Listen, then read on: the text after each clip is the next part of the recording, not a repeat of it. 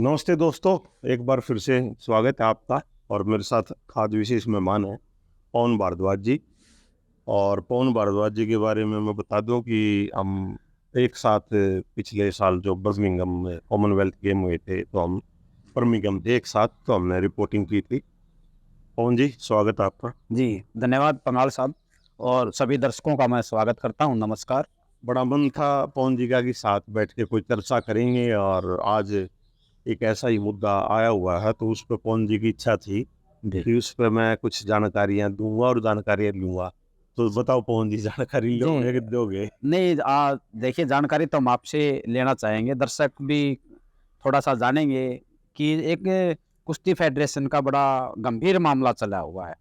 आज खेल मंत्रालय ने जो चुनाव हुए थे रेसलिंग फेडरेशन के, उसको जो बॉडी बनी थी उसको सस्पेंड भी किया है। तो मैं आपसे जानना चाहता हूं कि जो ये पूरा मामला चला हुआ है, इसको आप किस नजरिए से देखते हैं? खेल पे और खिलाड़ियों पे इसका क्या असर पड़ रहा है? जी पवन जी, बिल्कुल आपने सही पूछा। और अब एक दर्शक जो सोचेंगे ये प्रश्न पूछा करता है, यही प्रश्न का जवाब हाँ, हाँ, देता हाँ, है। हाँ, हाँ। तो आज मैं दूसरी भूमिका, क्योंकि मैं ये सब इसलिए मैंने पूछा है क्योंकि आप चाहे बॉक्सिंग हो चाहे कुश्ती हो, दो खेल विशेष तौर से आप बड़ी बारीकी से नजर रखते हैं। नहीं, ये तो खरबूजे को देख के खरबूजा रंग बदलता है। और मेरी जो खेल पत्रकारिता में आने की वजह थी, वो थी विजेंद्र सिंह बेनीवाल ने पहला ओलंपिक में मेडल दिलाया जी जी, उस टाइम आप मैं पत्रकारिता में आया था, तो स्वाभाविक है भी खेल जी पर ज्यादा फोकस था। भिवानी में था मैं ब्यूरो चीफ, तो भिवानी में पूरा इंटरनेशनल मीडिया है, तो उस वजह से खेलों की जानकारी जुटानी पड़ती थी, मजबूरी भी थी और खेलों में इंटरेस्ट भी था। ठीक बात है। तो जहाँ तक अभी कुश्ती की बात की जाए, तो आज सुबह से ही जैसे आई खबरें, तो बड़ी कुछ है ना, बारमक खबरें भी आ रही थी कुश्ती। अब जैसे बर्खास्त कर दिया थोड़ा सा आपके मुंह से भी निकला कि उसकी पूरी जो बॉडी है, हाँ हाँ हाँ, उसको, हालांकि आपने वर्ड ठीक यूज करा है, निलंबन। निलंबन निलंबन हुआ है केवल उसकी एक्टिविटीज पे। जी माफी चाहेंगे बीच में। हाँ, चाय तो चाय के साथ, तो अब चाय पे चर्चा हो चाय पे चर्चा हो जाएगी हमारी। तो ये जो अभी नई कमेटी बनी है कुश्ती संघ की, तो उसके कामकाज पे निलंबन कराया खेल मंत्रालय ने। और उसकी वजह है, किसी ने तो मेरे को लगता नहीं पता करने की कोशिश की होगी वो। तो ये आपने मतलब ये टेक्निकल बात क्या थी जिससे निलंबित कर दिया गया? क्योंकि अभी तो जो बॉडी बनी थी फेडरेशन की, उसने तो अभी कामकाज भी शुरू नहीं किया था, उनकी शायद पहली बैठक भी नहीं हुई होगी अभी तो।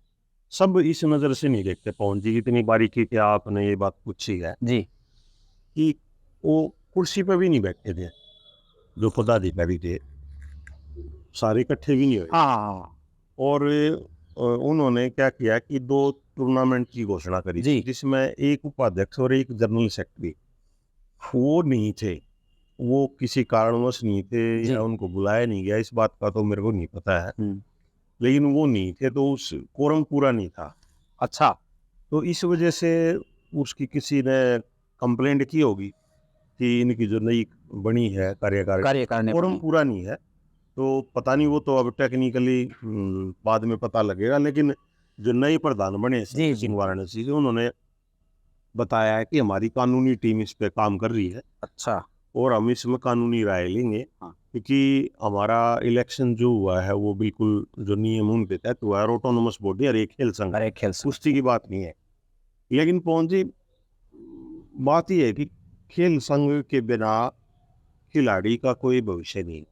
जी, अब हाँ, यही बात मैं जो है ना आपसे पूछने की कोशिश कर रहा था, क्योंकि देखिए कुश्ती जो है वो मैं मानता हूँ कि उसमें अगर कहीं सबसे ज्यादा प्रतिभाएं हैं तो वो हरियाणा में जी, तो इसलिए स्वाभाविक तौर पे कि सबसे ज्यादा प्रभावित भी हरियाणा के खिलाड़ी होंगे, हरियाणा के पहलवान होंगे। तो मैं जो मेरा मकसद था वो ये जानने का था कि इससे खेल पे क्या प्रभाव पड़ रहा है। दूसरा, जिस तरह से बजरंग पूनिया ने कहा कि मैं उन्होंने अपना पद्मश्री वो प्रधानमंत्री निवास के सामने रख भी दिया था, और साक्षी ने कहा कि आई क्विट, मैं छोड़ रही हूँ कुश्ती को। तो ये जो सारी पूरा एपिसोड है, इसका मैं पूछना चाहता था आपसे, प्रभाव क्या पड़ रहा है खेल पे और खिलाड़ियों? देखो काफी लंबे समय से हरियाणा के खिलाड़ियों को बहुत इसका नकारात्मक प्रभाव पड़ रहा है जी और कुश्ती डिस्टर्ब हो रही है। और क्योंकि हरियाणा राज्य से ज़्यादा पहलवान निकलते हैं तो स्वाभाविक बात है कि हरियाणा के राज्य के पहलवानों को दिक्कत होगी। और एक भी पुरुष पहलवान ने अभी तक ओलंपिक कोटा हासिल नहीं कराया। अच्छा, एक भी नहीं किया है। किसी का ध्यान नहीं इस तरफ, ये रोड़े रोड़े पर ध्यान है कि रोड़ा क्यों लग रहा है। एक भी पुरुष पहलवान ने भारत को कोटा नहीं दिलाया है, जबकि केवल 5-6 महीने बाकी हैं ओलंपिक के। तो जून में तो टीम आपने भेजनी है, जुलाई में स्टार्ट होंगे। अप्रैल में मई में 2 क्वालिफायर होने हैं, पहला और दूसरा। तो यहाँ पे कोटा लेने के लिए भारतीय कुश्ती संघ ने टीम भेजनी। ठीक है, अगर वो टीम नहीं भेजेगा तो वो कोटा कहाँ से हासिल करेंगे। फिर कोटा हासिल नहीं करेंगे तो हरियाणा प्रदेश एक ऐसा है जो पूरे भारत में सबसे ज्यादा, पूरे वर्ल्ड में कहूँगा, जो कैश अवार्ड देता ओलंपिक में। तो पैसा कैसे मिलेगा, कैसे सम्मान होगा इनका। और हर एक खिलाड़ी का दिन आता है कि वो उसको खेल से संन्यास लेना पड़ता है जी। आप और मैं गवाह के उस बात पे थे, सचिन तेंदुलकर लाली आया था, लाली आपने मेरे को पास अवेलेबल कराए थे, हम स्टेडियम में गए थे। तो सचिन ने खेल का मैच जब संन्यास की घोषणा करी थी, वो हरियाणा में ही लाली में, हरियाणा में इतना बड़ा आया था वो। तो हर खिलाड़ी का एक दिन आता है संन्यास लेने का, लेकिन बीच में खिलाड़ी ने नहीं छोड़ना चाहिए। ये खेल में कहीं नहीं है ये बात। खेल हमें ये नहीं सिखाता कि बीच में क्विट करो। हाँ, हालांकि जो सोनम मलिक है उसने ये जूते खूटी पर टंगवा दिए थे, उसने कई बार हराया है साक्षी मलिक को कई बार हराया है। सब जाना है, इस बात में दाब जय है। वो भी हमारी बेटी है, 19 साल की लड़की थी, सबसे कम उम्र की पूरे ओलंपिक दल में थी वो, टोक्यो में गया जो। और विनेश फोगाट की जगह अंतिम पहाड़ ने ले ली है। इकलौती महिला है जिसने भारत को कोटा दिलवाया है।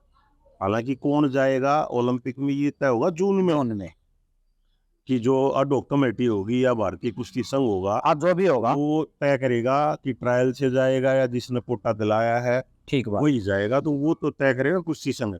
लेकिन एक ही महिला पहलवान ने कोटा दिलाया है, बाकी सारे खाली पड़े हैं, पुरुष खाली पड़े हैं। ये हमारा ध्यान उस बात पर होना चाहिए था कि हमारे मैक्सिमम से पहलवान वहां से कोटा ले, उसके लिए कोटा ले। और उसके लिए कुश्ती संघ बहुत जरूरी था। जो चुनाव हुआ उसमें पदाधिकारी बन के कुछ इन बजरंग के खेमे के भी हैं, जो रेलवे के अधिकारी हैं, लोचब साहब गंगानगर के गांव से आते हैं, लालगढ़ टाण से, वो इनके अधिकारी हैं जो जनरल सेक्रेटरी बने हैं। एक उप प्रधान भी बना है। तो ऐसा नहीं है कि इनका संगठन में कोई नहीं। लेकिन ये दर्शक जरूर सोचते होंगे कि भाई ब्रजभूषण और इन तीन पहलवान तो और भी बहुत सारे हैं ना जिनका भविष्य दाव पर लगा हुआ है, उनकी कौन सोचेगा। उनका रास्ता केवल खेल संघ से है। तो आप पंगाल साहब, आप खेल विशेषज्ञ होने के साथ साथ एडवोकेट भी हो, तो फेडरेशन के पास अब कानूनी तौर पे क्या रास्ता है निलंबन के खिलाफ? हाँ देखो, वो उस लेटर अभी आया नहीं पब्लिक डोमेन में जी, खेल मंत्रालय का क्या लेटर है। लेटर आएगा तो लेटर पढ़ के वो देखेंगे, और वो हमें मिल जाए तो हम भी देख सकते कि उसमें जो रीजन दिया होगा जरूर निलंबन का, उस वो दे सकते हैं, नहीं दे सकते जी। तो वो एक बार लेटर आ जाए तो अभी थोड़ी जल्दबाजी होगी उस पर कहना। और अगर वो गलत नियमों से किया होगा निलंबन तो कोर्ट में रुकेगा नहीं, एक दिन भी ठहर पाएगा वो। जी जी। तो आज जो है ना, पूरा जो अध्यक्ष थे कुश्ती फेडरेशन के और सांसद भी हैं ब्रजभूषण, उन्होंने कहा है कि मैं तो संन्यास ले चुका हूँ जी। लेकिन उनका कोई बैनर लगे थे कि दबदबा था, दबदबा रहेगा, कुछ इस टाइप के बैनर लगे। ये भी माना जा रहा है कि उसके चलते ये सब निलंबन की प्रक्रिया अपनाई गई। ना, ऐसा कुछ नहीं है, उससे नहीं हो सकता निलंबन। इनकी जो इन्होंने टूर्नामेंट की घोषणा करी है उसमें इनका कोरम पूरा नहीं था। उस कोरम पूरा ना होने की वजह से इनका निलंबन हुआ। ब्रजभूषण का इससे कोई लेना देना नहीं। अब ब्रजभूषण तो पहले कौन प्रधान था याद है किसी?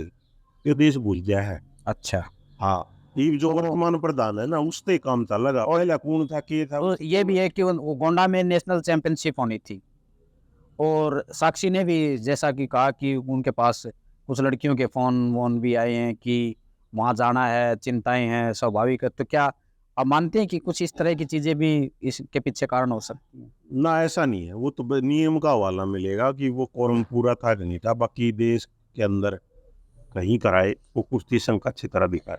अच्छा और ऑटोनोमस बॉडी है एक खेल संघ। खेल मंत्रालय ने खेल संघों को छोड़ रखे हैं, पैसा खेल मंत्रालय देता है, फैसले चलेंगे खेल संघ के। खेल संघ। अगर वो नियमों से बाहर है तो उसकी शिकायत हो सकती है। तो जोगोंडा में लंबे अरसे के बाद नेशनल चैंपियनशिप हो गई थी, अब वो इसके चलते शायद प्रभावित भी होगी। नुकसान तो है जी, वो जूनियर का बच्चा है जो उसकी उम्र चली जाएगी, वो कैसे खेल पाओगा। उस जूनियर का चला गया, उसका सीनियर में का घना है कंपटीशन है, तो वो जूनियर भी रहेगी रात सीनियर में भी। तो अब मैं ये चाहूंगा आप दर्शकों को ये बताएं कि इस वक्त हरियाणा में कुश्ती के जो हम छोड़ देते हैं जो कॉमनवेल्थ में जीत चुके हैं, बजरंग पूनिया भी जीत चुके हैं कॉमनवेल्थ में, ओलंपिक में, तो इनके अलावा आपको प्रतिभाएं ऐसी कौन कौन सी जिनके नाम आप दर्शकों तक पहुंचा सके? हर एक वेट में 4-4 जी, जब तो इतना कंपटीशन है कि वर्ल्ड नंबर 1 2 3 4 5 6 सारे हरियाणा में। अच्छा अच्छा उसी की वजह से अपना डिस्ट्रिक्ट वाला भी जो पहलवान है ना, वो हाँ, वर्ल्ड नंबर 4 3 में होगा। अच्छा तो हर एक वेट में 4-4 बालक हैं।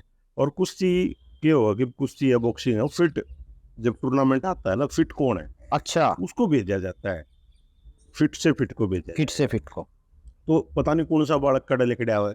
हालांकि इनका इतना एक्सपीरियंस है, ये अमेरिका भी ट्रेनिंग लेकर आए, तो ये भी ट्रायल अगर दे हुए हैं तो ये भी बात एक्सपीरियंस तो है। एक्सपीरियंस। तो विनेश भी अच्छी पहलवान है, बजरंग भी है पहलवान, और साक्षी भी है। तो ये कुश्ती प्रेमियों को थोड़ा दुख हुआ कि साक्षी ने नहीं छोड़ना चाहिए, उसको खेलना चाहिए।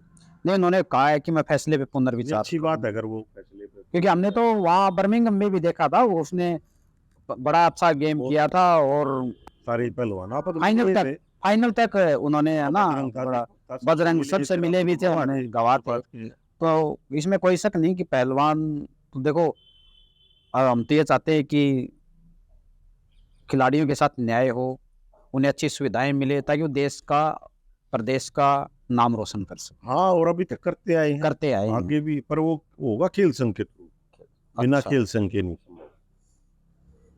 तो ये नहीं लगता कि कहीं इसमें मोनोपोली का कारण आपको नजर नहीं आता? नहीं नहीं, बिल्कुल कोई मोनोपोली अभी तक नहीं है। और नई कार्यकारिणी जो बनी है, लोचव साहब बहुत सीनियर अधिकारी, जनरल सेक्रेटरी है, देवेंद्र का ध्यान प्रधान बने हरियाणा से, उनको भी अच्छा अनुभव है, ऐसी बात नहीं है। तो संजय सिंह को सभी को साथ लेके काम करना पड़ेगा, अकेले संजय सिंह काम नहीं कर सकते। अच्छा। और संजय सिंह मैं बता दूं, पिछले 12 सालों से हर साल उनके जन्मदिन पर 10 लड़कियों को गोद लेते हैं।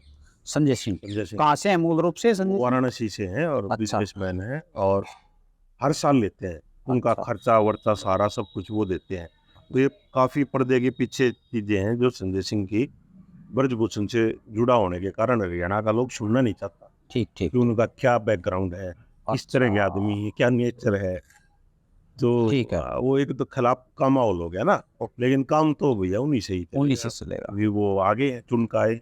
ठीक ठीक। तो महाराज साहब, आपने जानकारी दी, दर्शकों तो अभी तक भी हमारी ये जानकारी पहुंची है डिजिटल प्लेटफॉर्म के माध्यम से, सोशल मीडिया से। तो हम उम्मीद करते हैं कि दर्शक जो ये पूरा घटनाक्रम है, क्योंकि हरियाणा के जो लोग हैं वो हमारा बड़ी बारीकी भावुक भी और बारीकी से खेल पे विशेष ध्यान रखते हैं। बॉक्सिंग और कुश्ती पे उनकी नजरें ज्यादा रहती हैं, नियमों भी नहीं जाते, थोड़े भावना में बह जाते हैं। हाँ, तो उन पंगाल साहब ने जानकारी दी उनको, और धन्यवाद पंगाल साहब, आपने मुझे भी अवसर दिया, क्योंकि मेरे ख्याल से बर्मिंघम के बाद मैं पहली बार इलेक्ट्रॉनिक पे बैठा हूँ। हाँ, तो आपने धन्यवाद आपका। पेरिस ओलंपिक एक साथ चलो, धन्यवाद आपका। Thank you. धन्यवाद।